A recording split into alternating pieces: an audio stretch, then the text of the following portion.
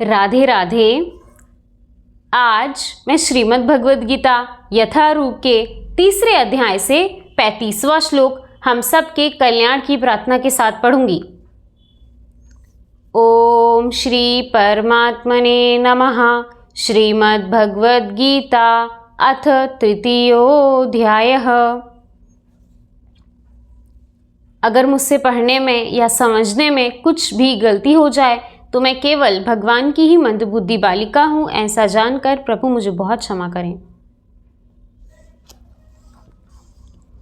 तीसरा अध्याय कर्मयोग 35वां श्लोक। श्रेयान् स्वधर्मो विगुणः परधर्मात् स्वनिष्ठितात् स्वधर्मे निधनं श्रेयः परधर्मो भयावहः।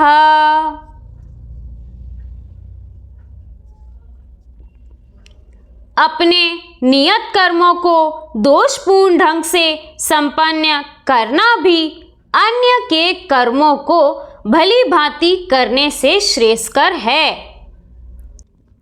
स्वयं कर्मों को करते हुए मरना पराये कर्मों में प्रवृत्त होने की अपेक्षा श्रेष्ठतर है, क्योंकि अन्य किसी के मार्ग का अनुसरण भयावह होता है।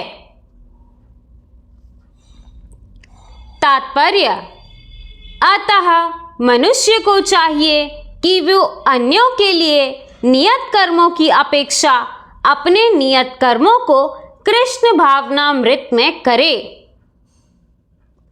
भौतिक दृष्टि से नियत कर्म मनुष्य की मनोवैज्ञानिक दशा के अनुसार भौतिक प्रकृति के गुणों के अधीन अदृष्ट कर्म हैं। आध्यात्मिक कर्म गुरु द्वारा श्री कृष्ण की दिव्य सेवा के लिए आदेशित होते हैं, किंतु चाहे भौतिक कर्म हो या आध्यात्मिक कर्म, मनुष्य को मृत्युपरांत अपने नियत कर्मों में दृढ़ रहना चाहिए। अन्य के निर्धारित कर्मों का अनुकरण नहीं करना चाहिए। आध्यात्मिक तथा भौतिक स्तर पर ये कर्म भिन्न भिन्न हो सकते हैं, किंतु कर्ता के लिए किसी प्रामाणिक निर्देशन के पालन का सिद्धांत उत्तम होगा। जब मनुष्य प्रकृति के गुणों के वशीभूत हो तो उसे उस विशेष अवस्था के लिए नियमों का पालन करना चाहिए। उसे अन्यों का अनुकरण नहीं करना चाहिए। उदाहरणार्थ, सतोगुणी ब्राह्मण कभी हिंसक नहीं होता, किंतु रजोगुणी क्षत्रिय को हिंसक होने की अनुमति है। इस तरह क्षत्रिय के लिए हिंसा के नियमों का पालन करते हुए विनिष्ट होना जितना श्रेयस्कर है, उतना अहिंसा के नियमों का पालन करने वाले ब्राह्मण का अनुकरण नहीं। हर व्यक्ति को एकाएक नहीं, अपितु क्रमांश अपने हृदय को स्वच्छ बनाना चाहिए। किंतु जब मनुष्य प्रकृति के गुणों को लांघकर कृष्ण भावनामृत में पूर्णतः लीन हो जाता है, तो वह प्रामाणिक गुरु के निर्देशन में सब कुछ कर सकता है। कृष्ण भावनामृत की पूर्ण स्थिति में एक क्षत्रिय ब्राह्मण की तरह और एक ब्राह्मण क्षत्रिय की तरह कर्म कर सकता है। दिव्य अवस्था में भौतिक जगत का भेदभाव नहीं रह जाता। उदाहरणार्थ, विश्वामित्र मूलतः क्षत्रिय थे, किंतु बाद में वे ब्राह्मण हो गए। इसी प्रकार परशुराम पहले ब्राह्मण थे, किंतु बाद में वे क्षत्रिय बन गए।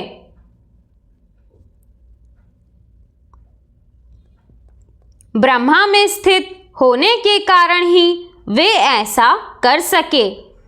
किंतु जब तक कोई भौतिक स्तर पर रहता है उसे प्रकृति के गुणों के अनुसार अपने कर्म करने चाहिए। साथ ही उसे कृष्ण भावनामृत का पूरा बोध होना चाहिए। राधे राधे।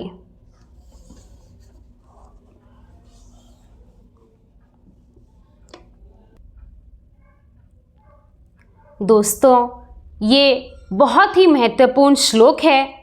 हमारे सभी गुरुजन इस श्लोक की बहुत गहरी व्याख्या हमें समझाते हैं।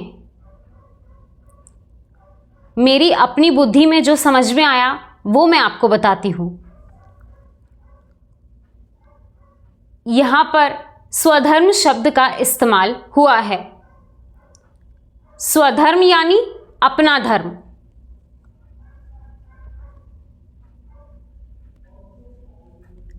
हमारे गुरुजन हमें सिखाते हैं कि केवल दो धर्म होते हैं, पशु धर्म और मानव धर्म। इसकी बहुत सुंदर व्याख्या श्री रामचरितमानस जी की एक बहुत सुंदर चौपाई में बताई गई है। परहित धर्म सरस नहीं भाई, पर पीड़ा सम नहीं अधमाई। किसी की पीड़ा को समझना और दूसरों के लिए भलाई का काम करना, इससे बड़ा कोई धर्म नहीं है। और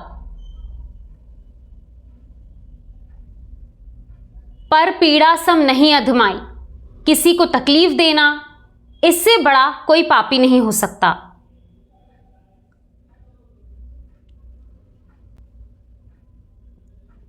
हमारे गुरुजन ने इससे संबंधित एक बहुत सुंदर प्रसंग हमें बताया था। जैसे हम महाभारत से ही उदाहरण लें तो जब द्रौपदी के साथ अभद्र व्यवहार हो रहा होता है, तब द्रौपदी नहीं, पूरे मानव समाज के साथ एक भ्रष्ट मानसिकता का अत्याचार हो रहा होता है। उस सभा में जितने भी उपस्थित लोग थे, तब वहां पर बैठे जितने भी लोग थे वो सभी सजा के पात्र बन गए, क्योंकि वो चुपचाप बैठे रहे। उन्होंने उसका विरोध नहीं किया। हमारे गुरुजन ने उदाहरण देके समझाया था कि मान लीजिए वहां पर कुछ पशु बैठे होते, कोई हाथी घोड़े भी बैठे होते, तो क्या आप उनको भी सजा देते कि आपने कुछ क्यों नहीं कहा? नहीं ना। क्यों? क्योंकि पशुओं के पास बुद्धि नहीं होती, चेतना नहीं होती, उन्हें सही या गलत का ध्यान नहीं होता, इसीलिए वो किसी भी तरह से सजा के पात्र नहीं बनते। परंतु चूंकि वहां पर मानव समाज से बड़े बड़े विद्वान बैठे थे, उन्हें इन सब बातों का ज्ञान था कि क्या सही है क्या गलत है, परंतु फिर भी उन्होंने कुछ नहीं कहा, इसीलिए वे सभी सजा के पात्र बने। और उन सभी को इसीलिए सजा मिली क्योंकि जब द्रौपदी के साथ अत्याचार हो रहा था, तब एक मानव समाज के एक बड़े वर्ग के साथ गलत व्यवहार किया जा रहा था, परंतु उन्होंने उसका विरोध करने को अपना धर्म नहीं समझा। जैसा मैंने कहा कि पशुओं को सजा नहीं होती क्योंकि उन्हें पता ही नहीं है, परंतु वहां पर बैठे सभी मनुष्यों को उसकी सजा मिली, क्योंकि जब आपको पता है कि क्या सही है क्या गलत है और हमारा अपना धर्म यानी मानवता क्या कहती है यहाँ पर, और हमारा अपना धर्म यानी मानव धर्म के अनुसार हमें क्या करना चाहिए, ये सबको पता है, परंतु किसी ने भी वहां पर विरोध करने की जरूरत नहीं समझी। इस पर भगवान अर्जुन से कहते हैं कि इस तरह के मनुष्यों जिनकी चेतना शून्य हो गई हो, जिन्होंने अपने धर्म का पालन ना किया हो, इनको अगर मार भी दो तो कोई पाप नहीं लगेगा।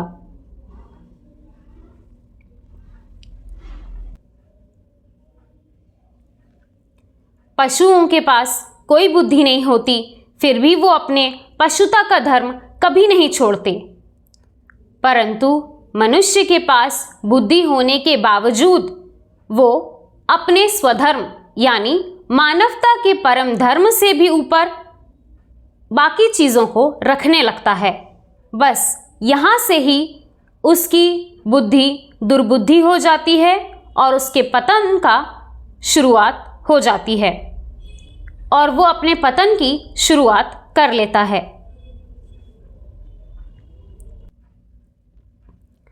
और इसी श्लोक की एक दूसरी सबसे सुंदर व्याख्या जो मुझे बहुत पसंद आई वो ये, जब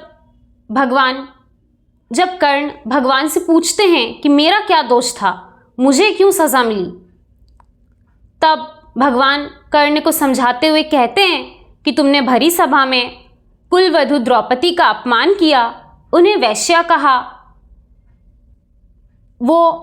उन्होंने ये बात सभी को पता है कि उन्होंने स्वयंवर में केवल अर्जुन को चुना था। आगे जाके कुछ ऐसी परिस्थितियां बनी जिनके कारण उन्हें पांचों पांडवों से शादी करनी पड़ी और ये चीज़ भगवान की मर्जी से हुई थी, परंतु आपने द्रौपदी पर गलत टिप्पणी की और उसके पत्नी धर्म पर लांछन लगाया, इसीलिए आपको ये सज़ा मिली। यहाँ पर भगवान कहते हैं कि हमारा अपना काम केवल अपने नियत कर्मों को करना और अपने स्वधर्म का पालन करना है। किसी और के धर्म पर लांछन लगाना या उसे ये बताना कि ये सही है या वो गलत है, बिल्कुल भी सही नहीं है।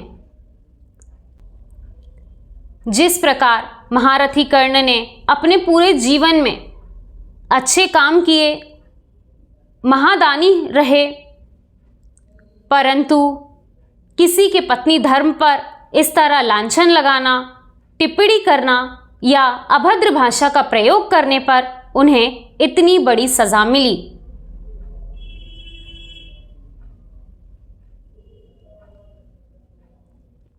बिल्कुल उसी प्रकार हमें भी केवल अपने धर्म का पालन करना चाहिए। जो हमारे नियत कर्म बनाए गए हैं उन्हें हमें देखना चाहिए। मानवता के ऊपर कोई धर्म नहीं होता, ये बात हमें माननी चाहिए और किसी भी दूसरे व्यक्ति पर किसी गलत तरह का व्यवहार या टिप्पणी कभी नहीं करनी चाहिए। यहाँ जो भी हो रहा है भगवान की मर्जी से हो रहा है, आपको बस अपने कर्म सही करना है। जो गलत हो रहा है उसका हिसाब तो वो स्वयं ही करेंगे। और मैंने एक बहुत सुंदर लाइन पढ़ी कि मन माया का विकट बड़ा जग ने उलझाया है, जिनकी खोज ही श्री हरि वो ही हरि को पाया है। इसी तरह भगवान की कृपा हम सब पर बनी रहे। राधे राधे।